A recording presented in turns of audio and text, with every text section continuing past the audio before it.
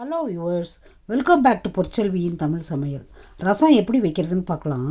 இதுக்கு இடிக்கிற கல்லில் 1 டீஸ்பூன் மிளகு போட்டுக்கலாம், ஒரு டீஸ்பூன் ஜீரகம் பவுடர் போட்டுக்கலாம், ஒரு 2 பச்சை மிளகாயும் போட்டுக்கலாம். பச்சை மிளகாயும் இதெல்லாம் போட்டு நல்லா இடித்து போடுறப்ப ரசம் நல்லா வாசனையாக இருக்கும். நார்மலாக பச்சை மிளகாயை இதில் அரைச்சி போடுறத விட இடித்து போடணும். அடுத்தது இந்த எப்போதுமே ரசத்துக்கு உடனடியாக இடித்து போடுறது நல்லா வாசனையாக இருக்கும். ஒரு 5-6 பூண்டு பல்லையும் போட்டு சேர்த்து இடிச்சுக்குவோம்.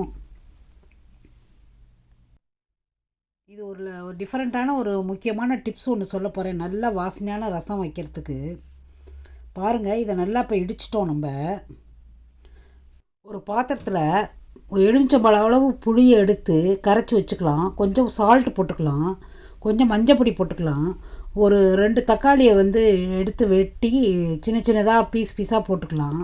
இப்போ நம்ம எல்லாத்தையும் போட்டு நல்லா கையை வச்சு கரைச்சி எடுத்துக்கலாம்.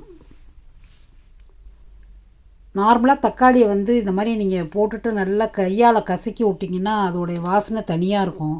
ரசத்தில் நீங்கள் ஒரு ஸ்டெப்புமே ஒரு டிஃப்ரெண்ட்டாக இந்த மாதிரி செஞ்சிங்கன்னா ரசம் வாசனை ரொம்ப நல்லாயிருக்கும். நீங்கள் ரசம் கொதிக்கையிலே அடுத்த வீட்டிலேருந்து கேட்பாங்க, உங்கள் வீட்டு ரசம் ரொம்ப வாசனை ரொம்ப நல்லா இருந்துச்சு அப்படின்ட்டு. அடுத்தது ஒரு சட்டி எடுத்துக்கோங்க, அதில் கொஞ்சோண்டு நெய்யை விட்டுக்கலாம். இந்த நெய்யை போட்டுட்டு நம்ம இடித்து வச்சுருக்கிற இந்த மிளகு ஜீரகம் பூண்டு எல்லாத்தையும் போட்டு நல்லா வதக்கிக்கலாம். இது தாங்க கிளாசிக்கு, ரசத்தோட கிளாசிக்கே இது தாங்க.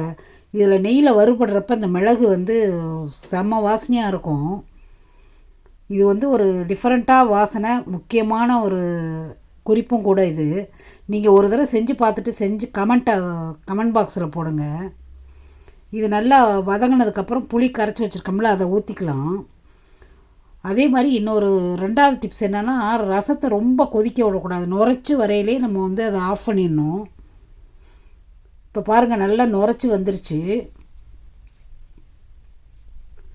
நுரை வர வரைக்கும் பொங்குனாலே போகிறோம். அதுக்கப்புறம் ரசத்தை நம்ம கொதிக்கவே விடக்கூடாது.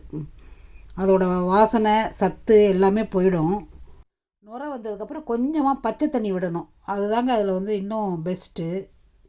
அடுத்தது தாளிச்சிருவோம். தாளிக்கிறதுக்கு ஒரு சின்ன குழிக்கரண்டியில் நெய் விட்டுட்டு அதில் கொஞ்சம் கடுகும் வரமிளகாயும் போட்டுப்போம். இது நல்லா வெடிக்கட்டும். வெடித்ததுக்கப்புறம் தூக்கி ரசத்தில் ஊற்றிடலாம்.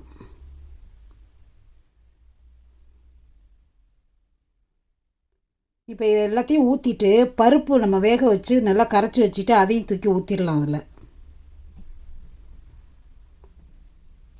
இந்த வேக வச்ச பருப்பையும் போடுறப்ப ரசம் இன்னும் நல்லா சாப்பிட்றதுக்கு ரொம்ப நல்லாயிருக்கும், சத்தாகவும் இருக்கும். அவ்வளோதாங்க, நம்ம ரசம் ரெடி ஆயிடுச்சு.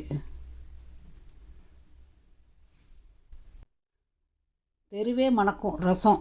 இது எவ்வளோ வாசனையாக இருக்குன்னு செஞ்சு பார்த்துட்டு சொல்லுங்கள். கொஞ்சம் கொத்தமல்லி பொடியாக நறுக்கி மேலே போட்டுக்கலாம். கொத்தமல்லி உடம்புக்கு ரொம்ப நல்லது.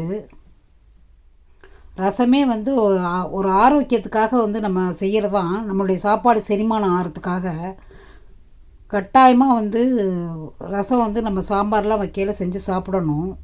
தேங்க்யூ ஃபார் வாட்சிங். இந்த வீடியோ உங்களுக்கு உபயோகமாக இருக்கும்னு நினைக்கிறேன். பிடிச்சிருந்தால் லைக் பண்ணுங்கள், கமெண்ட் பண்ணுங்கள், ஷேர் பண்ணுங்கள், மறக்காமல் சப்ஸ்கிரைப் பண்ணுங்கள். வணக்கம்.